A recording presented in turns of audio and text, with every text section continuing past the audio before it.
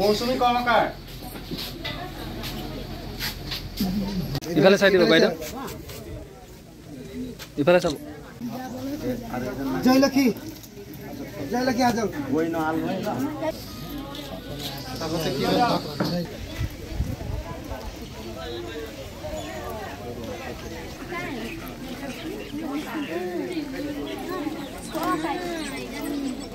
হয় প্ৰায় আজি অৰ্ধশতাধিক মহিলাক এক দীৰ্ঘদিনীয়া যি সপোন আছিলে তেওঁলোকে যিহেতু খৰিত ভাত ৰান্ধি খাইছিলে এতিয়া তেওঁলোকৰ মুখত সেই বিৰিঙাইছে এই চৰকাৰে কি ক'ব দেশৰ যশস্বী প্ৰধানমন্ত্ৰী বিশ্বগুৰুত পৰিণত হোৱা নৰেন্দ্ৰ মোদীৰ বলিষ্ঠ নেতৃত্বত ভাৰতবৰ্ষৰ প্ৰতিখন ৰাজ্যতে মহিলাসকলৰ বিশেষকৈ মাতৃসকলৰ যি ঘৰৰ পৰিয়ালটোক ভাত পানী ৰান্ধি দিয়া ক্ষেত্ৰত পৰিয়ালটোক খোৱা বোৱাৰ ক্ষেত্ৰত যি খৰিৰ ধোঁৱাৰ মাজত জুই জ্বলাই ভাত ৰান্ধিছিল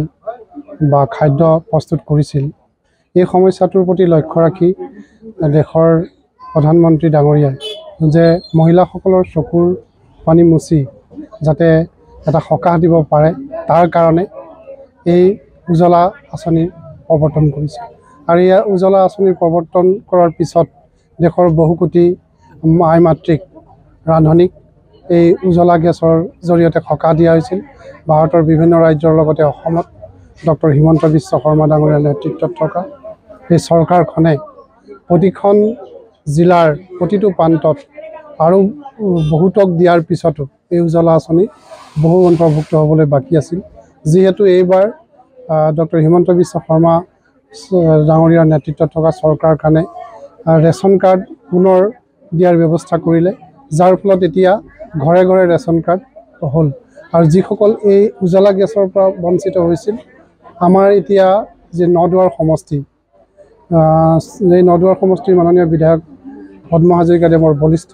পদক্ষেপত প্ৰায় ৭,০০০ৰ অধিক লোকক ৭,০০০ বেনিফিচাৰী আৰু প্ৰায়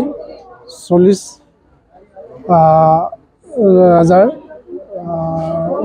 গোটেই পৰিয়াল ইয়াৰ পৰা উপকৃত হ'ল এই যি ৰেচন কাৰ্ড দিয়া হ'ল তাৰ পিছতে বৰ্তমান আকৌ উজ্জ্বলা গেছৰ আবেদন কৰা হৈছিল আৰু আমাৰ নদুৱাৰ সমষ্টিৰ প্ৰতিটো পঞ্চায়তৰ লগতে উত্তৰ নাগশংকৰত ৭০০ৰো অধিক লোকে এই উজ্জ্বলা গেছৰ পাব লগা আছিল এতিয়া বৰ্তমান আমাৰ গুটিকাৰী শাখাত আমাৰ ধনবীৰ বসুমতাৰী যিটো ৱাৰ্ড তাত তেওঁৰ উদ্যোগত আজি যথেষ্টখিনি আজি অৰ্ধশতাধিক মহিলাই ইয়াতে উজ্জ্বলা গেছৰ পৰা উপকৃত হ'ব আমি চৰকাৰখনক ধন্যবাদ দিছোঁ যে ৰেচন কাৰ্ডৰ উপৰিও এই উজ্জ্বলা গেছৰ উপৰিও আয়ুষ্মান কাৰ্ডৰ পৰাও যথেষ্ট এই অঞ্চলৰ জনসাধাৰণ উপকৃত হৈছে আৰু যিটো অভিযোগ আছিল যে বহুতে এই উজ্জ্বলা গেছ পোৱা নাছিল ইয়াৰ জৰিয়তে এই অভিযোগো নিষ্পত্তি হ'ব তাৰ কাৰণে আমি অসম চৰকাৰ আৰু চুতীয়া সমষ্টিৰ মাননীয় বিধায়ক মহোদয়কো আন্তৰিক ধন্যবাদ আৰু কৃতজ্ঞতা জ্ঞাপন কৰিছোঁ।